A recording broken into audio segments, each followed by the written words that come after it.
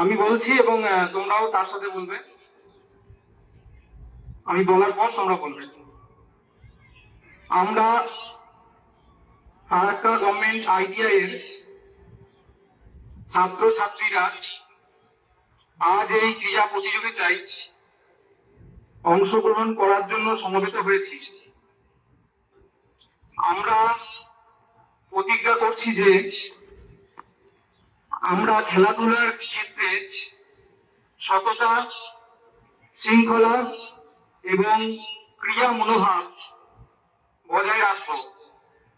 আমরা সবসময় নিয়ম মেনে খেলব এবং আমাদের প্রতিষ্ঠান ও দেশের গৌরব বাড়ানোর জন্য সর্বোচ্চ চেষ্টা করব।